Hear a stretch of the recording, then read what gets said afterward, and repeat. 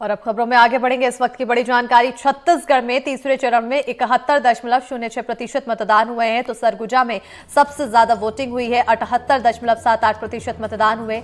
बिलासपुर में 63.95% वोटिंग हुई है और दुर्ग में 72.79%, जांजगीर चांपा में 65.92% वोटिंग, कोरबा में 75.56% मतदान हुआ, तो रायगढ़ में 74.83% वोटिंग हुई है। साथ ही साथ रायपुर में अगर देखा जाए तो 66.02% मतदान हुआ है। तो बड़ी और अहम जानकारी से आप सभी को रूबरू करा रहे हैं, जहां आपको बताते चले कि राजधानी में यहां पर मतदान प्रतिशत घटता हुआ जरूर दिखाई दिया। हालांकि छत्तीसगढ़ की अगर बात की जाए वोटिंग परसेंटेज के मामले में, तो अब तक जब भी वोट हुए हैं यहां पर वोटिंग परसेंटेज काफी अच्छे रहे हैं और ये कहीं ना कहीं दर्शाता है कि लोगों के बीच वोटिंग को लेकर जागरूकता काफी ज्यादा देखने को मिली। अपने मताधिकार को प्रयोग करते हुए लोग दिखाई दिए और बढ़ चढ़कर इस लोकतंत्र के पर्व का हिस्सा बनते दिखाई दिए लोग। ज्यादा जानकारी के साथ हमारे सहयोगी जुल्फिकार अली जुड़ चुके हैं। सीधा रुख करेंगे सहयोगी की ओर। जुल्फिकार, छत्तीसगढ़ वोटिंग परसेंटेज के मामले में हमेशा अच्छे पायदान पे जा रहा है तीनों ही चरणों में,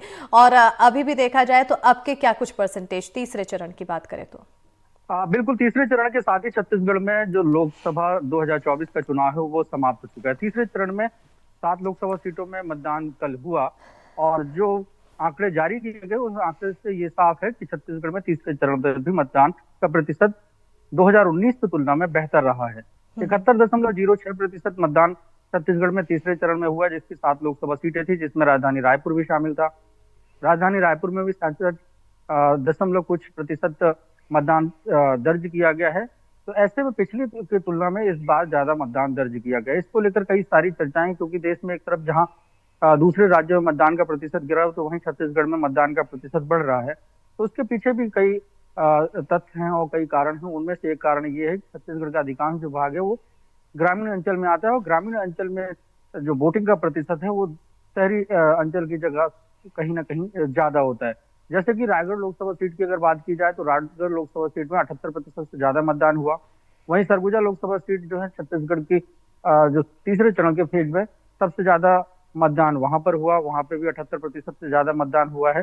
तो इस तरीके से अगर देखें तो 7 सीटों में से अधिकांश सीटों में 70% से ज्यादा मतदान दर्ज किया गया और कम जो मतदान है वो मतदान रायपुर लोकसभा सीट में और बिलासपुर लोकसभा सीट, दोनों लोकसभा सीटें इस लिहाज से कहा जाए कि ये शहरी क्षेत्र ज्यादा कहलाता है। तो शहरी क्षेत्र में मतदान का प्रतिशत का जो ट्रेंड है वो पहले भी कम देखा गया है। बहरहाल छत्तीसगढ़ की जो तीनों चरणों में जो 11 लोकसभा सीटों में मतदान हुआ है उसका पूरा अगर एवरेज निकाला जाएगा और कुछ देर में हो सकता है कि आज शाम तक निर्वाचन आयोग अधिकारी को घोषणा भी करे और अधिकारी की डेटा जारी करे, क्योंकि वेबसाइट के अनुसार जो डेटा जारी किया गया उसके अनुसार तो फर्स्ट फेज में भी बढ़ा था, सेकंड फेज में भी बढ़ा है और थर्ड फेज में भी बढ़ता हुआ नजर आ रहा है।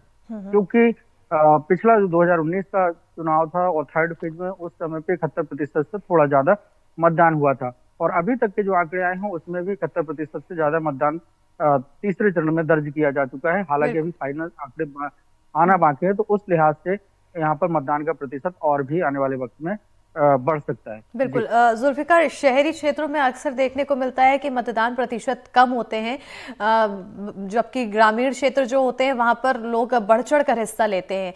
क्या ये माना जाए कि शहरी क्षेत्र में जो जागरूकता अभियान है वो सही ढंग से उतारू नहीं हो पा रहा है, लोगों को जागरूक यहाँ पर सही ढंग से नहीं किया जा सका है?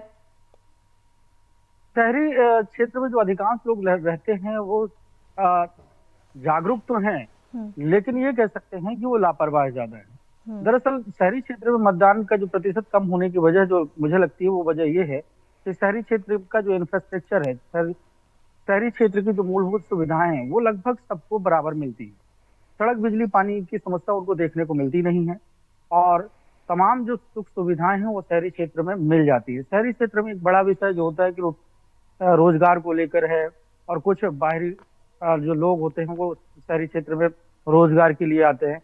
तो ये जो विषय है, क्योंकि ज्यादातर जो मतदान होता है वो मूलभूत सुविधाओं को पाने के लिए, मूलभूत सुविधाएं उस क्षेत्र में आए उसको लेकर जो मतदाता होते हैं, जो लोग होते हैं, वो अपने प्रतिनिधि का चुनाव करते हैं। तो उत्सुकता ग्रामीण क्षेत्र में इसीलिए दिखती है क्योंकि ग्रामीण क्षेत्र में अगर देखा जाए तो कोई दूरस्थ गांव हो तो वहां पे सड़क नहीं है, बिजली है तो बिजली सभी समय पे पहुंचती नहीं है, पानी शुद्ध पेयजल है नहीं है।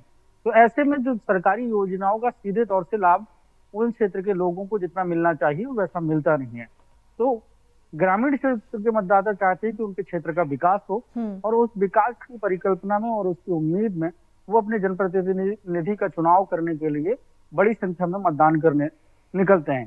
शहरी क्षेत्र में हम अक्सर देखते हैं कि किसी भी मोहल्ले में कहीं पे भी बहुत कम समस्याएं होती हैं। बिल्कुल। सड़क बनी होती है, 24 घंटे बिजली होती है, पानी की भी अगर कहीं पे कोई दिक्कत है गर्मियों में तो वहां पे टैंकर उपलब्ध करा दिए जाते हैं। जबकि ये तमाम जो मूलभूत सुविधाएं वो ग्रामीण क्षेत्रों के कई सारे ऐसे गांव होते हैं जहां पर ये सुविधाएं होती नहीं है या पहले हो चुकी हैं तो वो जर्जर स्थिति में पहुंच चुकी हैं। तो वहां के लोग अपने क्षेत्र का विकास चाहते हैं और वो विकास के लिए ही अपने मताधिकार का उपयोग करने के लिए घरों से बाहर निकलते हैं।